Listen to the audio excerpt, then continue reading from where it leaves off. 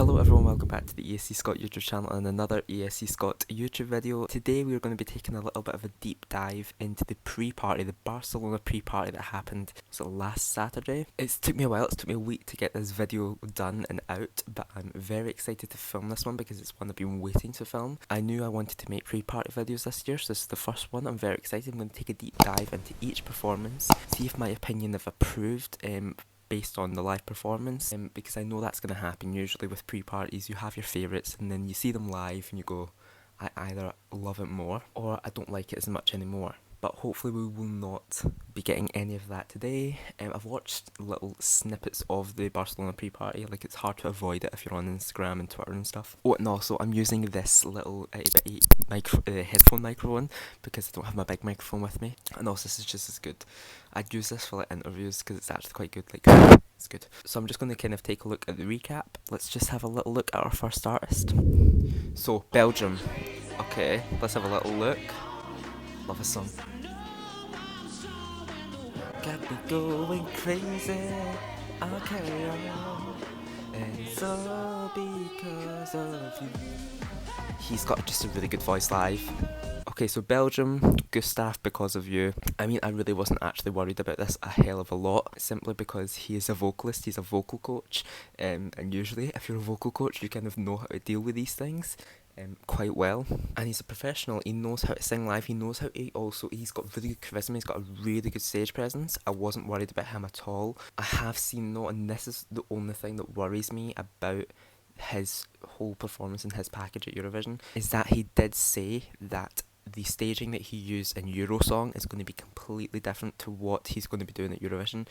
And I actually like the staging at Eurosong. I don't think it needed to be changed too much. I like the backing singers behind him, he's on the platform. The visuals were amazing. I want this to qualify, so for him to have the best chance is not to change anything. I'm not worried about vocals. The only thing that's going to get in between him and getting through is like getting sick or something. His voice is just outstanding. Okay, let's move on to our next one. Georgia. I have seen this, so yes.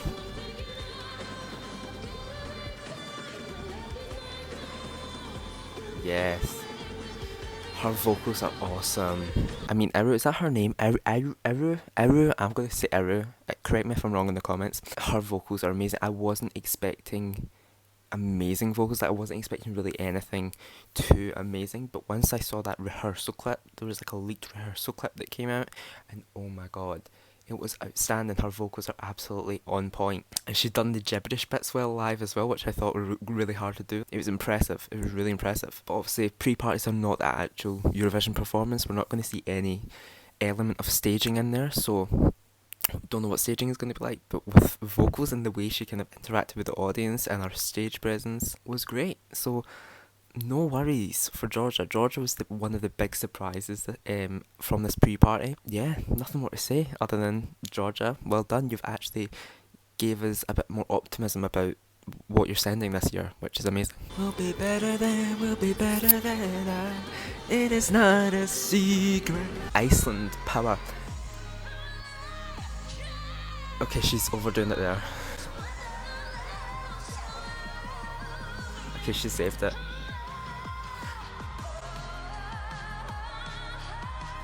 Okay, she overdone it there.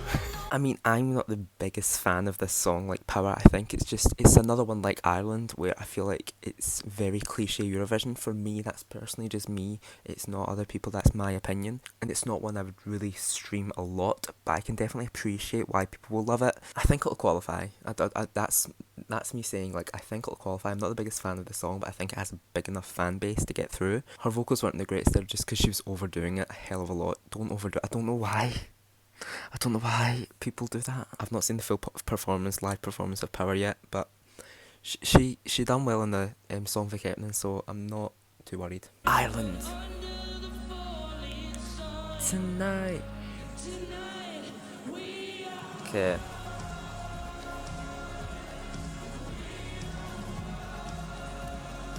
When we rise.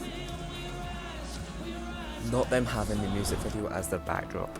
I didn't really get a lot from that. I'm going to go and watch these pre-party. I've watched a few of them fully. I've watched the UK's.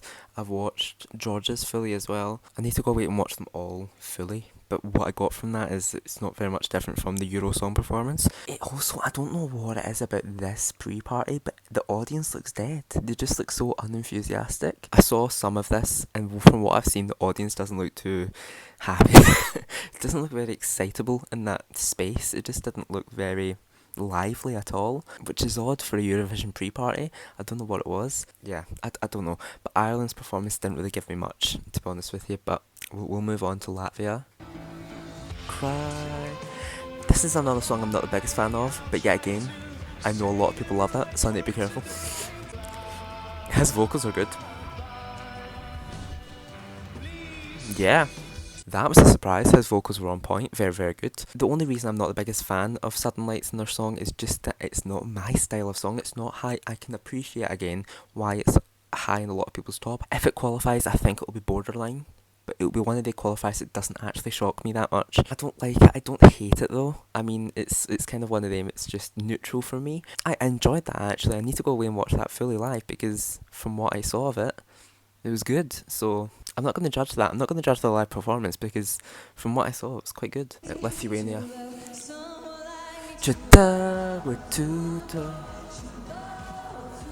Her vocals are great as well. That echo's horrible. Her vocals were really good. From what I heard of that, her vocals are amazing. Pitch perfect. Nothing wrong with them.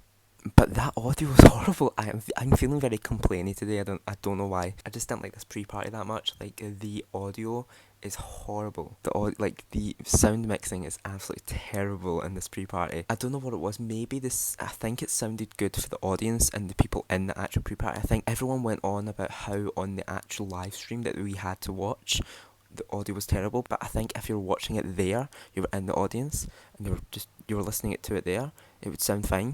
But I think the live stream did not help it. I mean, I actually quite enjoy Lithuania's song. There's been no sign of Monica's vocals ever being bad, ever, or shaky. Her vocals were amazing there. And in the Lithuanian national final, they were absolutely amazing. So I'm expecting her to be amazing on the Eurovision stage as well. Nothing too majorly wrong about Lithuania's performance. Moldova. I love them. Oh my god. I love this performance so much. I love this song. I've been streaming it quite a lot. Soare Soluna.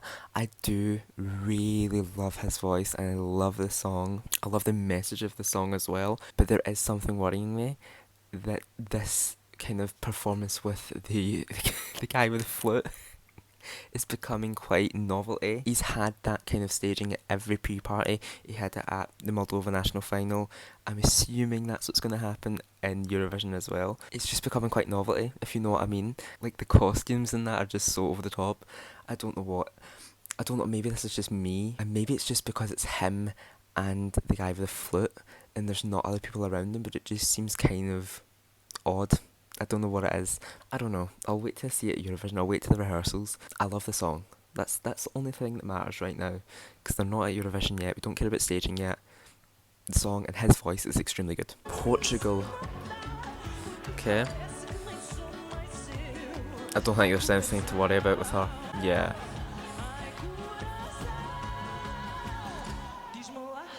I mean, yet again, vocals on point. Yet again, the sound's just so awful. The sound is awful. I think I've been underrating Kurosawa a wee bit. I watched the Honest Vocal Coach's reaction to this, and it was then where it kind of clicked with me, where actually I quite like this. I really do like Kurosawa now. I've downloaded it, I've started streaming it a wee bit. I just need to keep listening to it now, and I think it's really going to grow on me. And as I said, there's nothing to worry about with her vocals. I am interested in staging though. I did see something about her staging. I can't remember what it was though. I think it said that they are going to change something up from the Festival de Canto.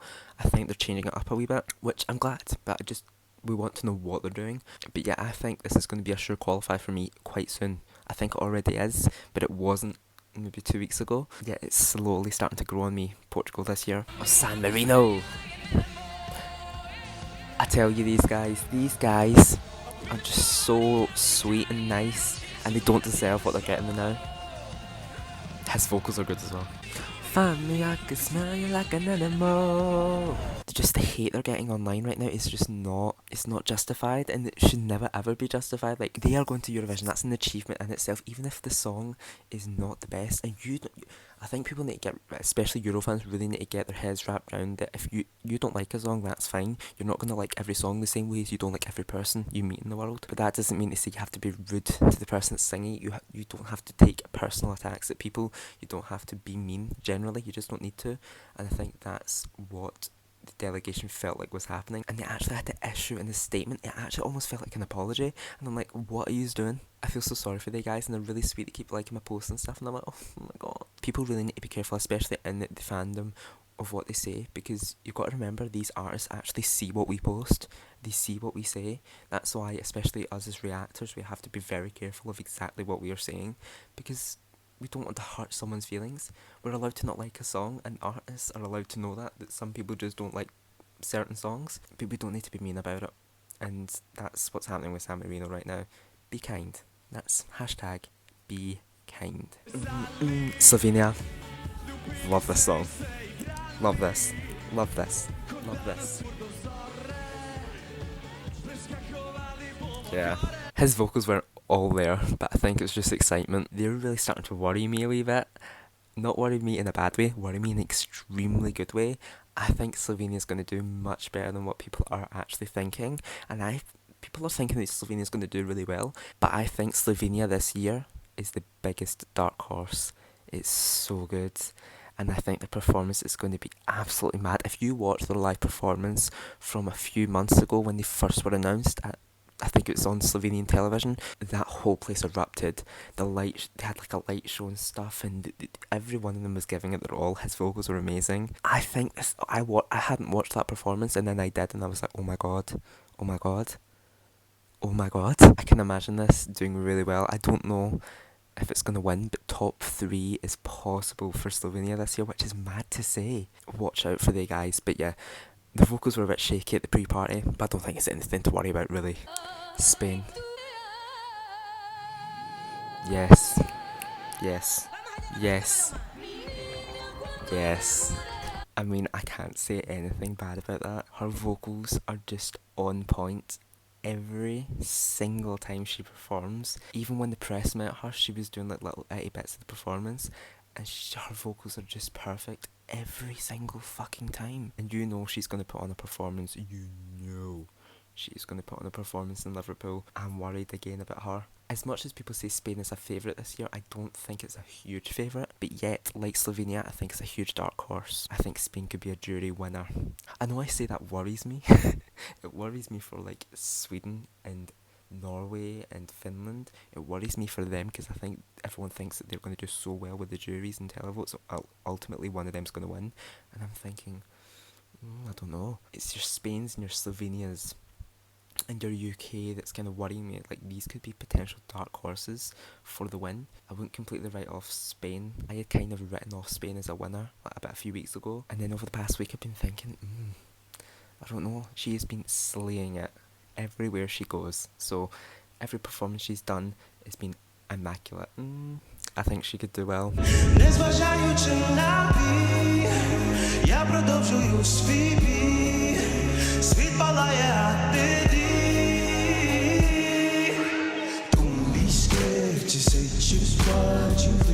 His vocals weren't the greatest, to be fair there. I think I have seen snippets of Ukraine's and it wasn't the greatest. It did worry me a wee bit. It did worry me a little bit, Ukraine's snippets that I saw. I love Heart of Steel. I've been streaming it a lot on Spotify. It's my one song that I refuse to skip. I love it, but I did see snippets of that live performance. I don't know what it is. Maybe it was nerves, maybe it was the sound problem, the mixing was horrible, maybe it was the first live performance of the revamp of it. I don't know what it was, but there was something off about Ukraine's performance at this pre-party. I don't know if they're going to any other pre-party. I don't know if they're at Amsterdam. I don't know if they're at Madrid.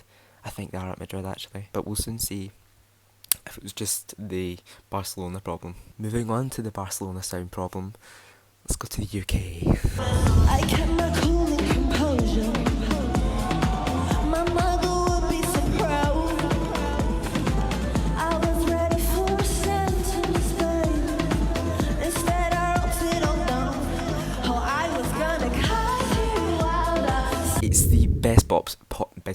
best pop song we have this year. I'll say thank you to ESC Europe for doing that recap for us. Thank you very much. Oh, God's sake, what can I say about it? I will say this. She was ill. Okay, I don't think the vocals were all there. I think what I said it earlier, that I think in the actual room, if you were there in the audience, it would have sounded a lot better. But I think because of the sound problem mixed with her, she was feeling unwell. She'd missed like the meeting the press the day before. She was definitely ill. The sound is horrible, and that song is hard to sing in that kind of environment in a club. It's really difficult, and the vocals weren't the best. It's just because she was ill and the sound was horrid, absolutely horrid. But I did just watch the Polish Eurovision Party, and her vocals were actually really good, so it definitely was a Barcelona problem, as I say. I will call it from now on the Barcelona problem. I mean, I'm not going to judge any of the performances yet. I can say what I think of them, but I ain't going to judge them. I'm not going to completely write them off. I'm not going to put them any lower in my scoreboard just because they had a bad performance at a pre-party. That's so awful, and if any of you have done that, don't, because pre-parties are not Eurovision. They're not anywhere near. You don't have staging. A pre-party is meant to be fun. It's not meant to be taken as serious, but it does give us a good indication of what the Eurovision performance might be like. So vocals, maybe if they have brought a bit of staging, dancing, backing singers, backing dancers. So with May Muller, she had 4 dancers with her, 4 backing dancers. Most likely she's going to have them on stage with her.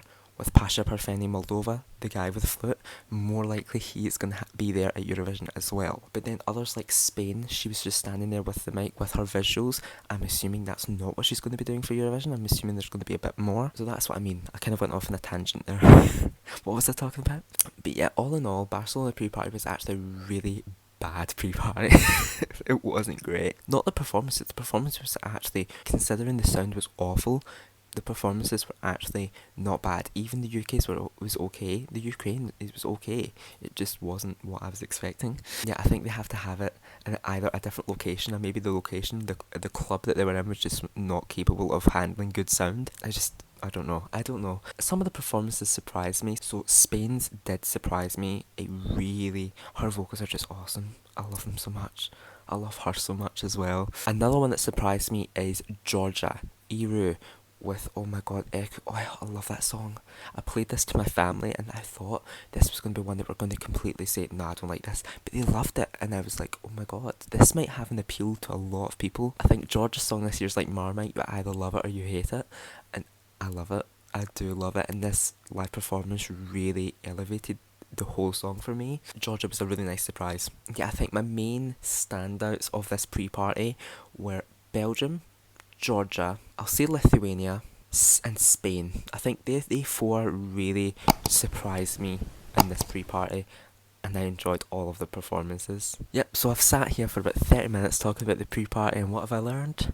Absolutely nothing. We have to wait to Eurovision in May. I'm getting really excited now. A month away, nearly.